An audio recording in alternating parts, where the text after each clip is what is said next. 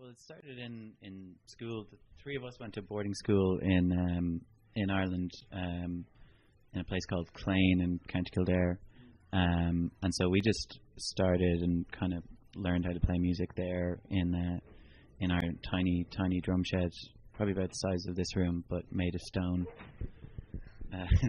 So we probably lost a few years of hearing early on. The weather was amazing. That was amazing coming from Dublin, which is like pretty cold and wet, and we had lovely weather, which is nice start to the tour. Yeah, and San Francisco then temperature changed. Slight temperature drop. Yeah, slight. Nothing too dramatic. Food-wise, what did we have in San Francisco? We didn't really. I can't remember. Oh, sorry. We didn't. We went out for breakfast the following morning. Oh, yeah. Whistle stop. But no, the shows have been good. LA, there was a good crowd, good response. San Francisco, it's kind of like our hometown.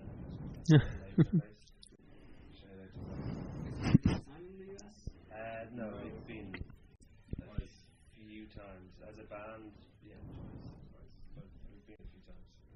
It was our first time playing in the West Coast. Yeah, it was a lecturer of mine in college, and we contacted Kenny.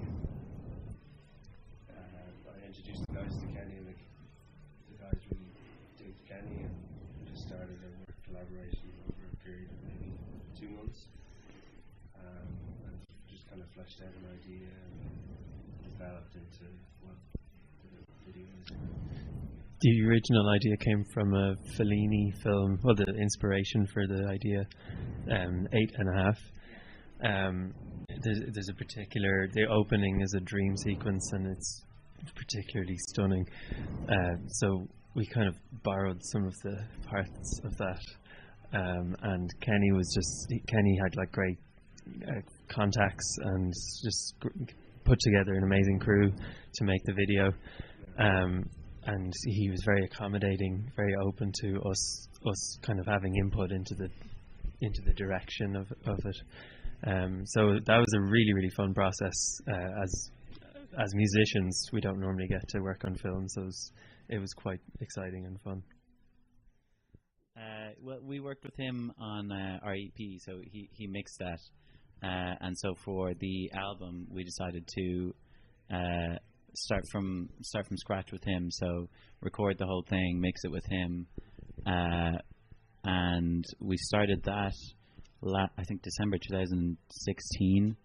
And he's a really funny guy, and he kind of made the whole stress of it seem a little bit not as important, and let us just have fun and play music and not get too distracted by small things and things like that. But he didn't let us have too much fun because he had a no jamming rule. No jamming, yeah. We had to give him €5 every time we jammed. Yeah, or buy him a pint.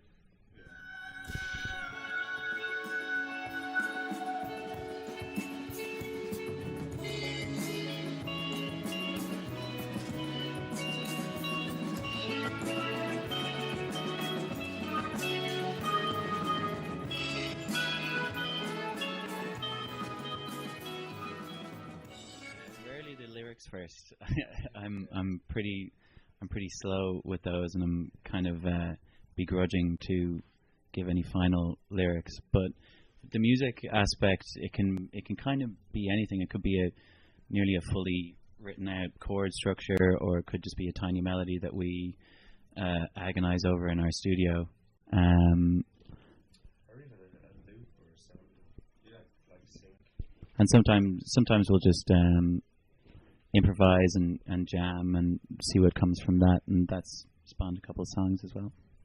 I think the main, maybe the one defining characteristic is that we always throw the kitchen sink at an idea and sort of see what sticks, and it usually goes through a number of processes before we find a shape and structure and arrangement that fits. the most part.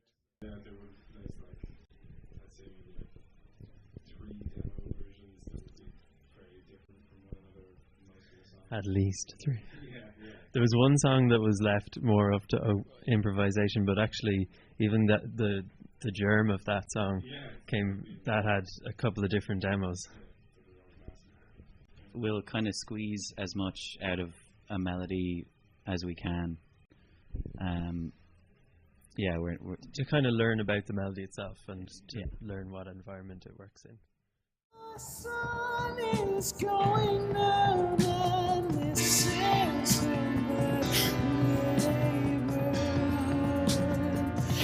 just as you said it, boy and ducky. Yeah, we did a ballet recently, which was about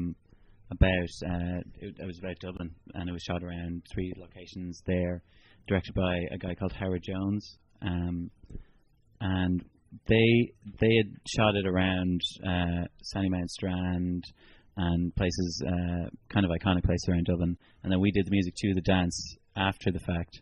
But that was cool because we'd never done anything like that, and we had to approach music in a totally different way.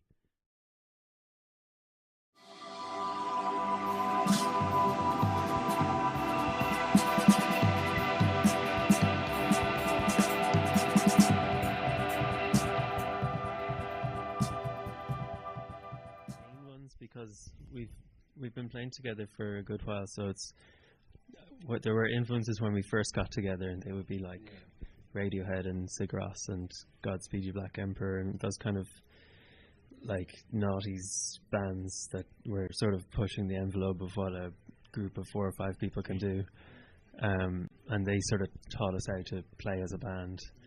But then in the last maybe 6 years or so, it's more like, well, for me, like a lot of modern classical music, like we're just coming into New York City here, we were talking about all the great minimalist composers that we love, that all of their ideas were born in Manhattan and New York City.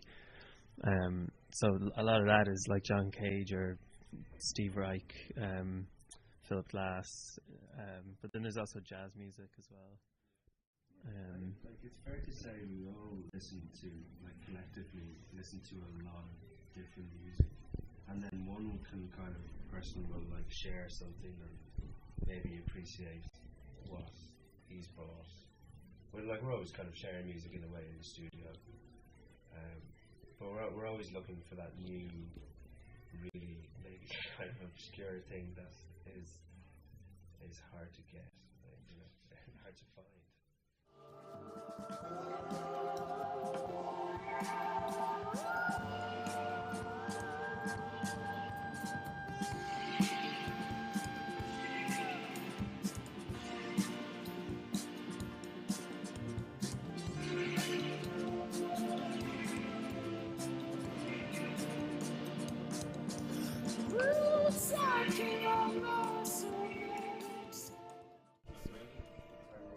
I'm Dan.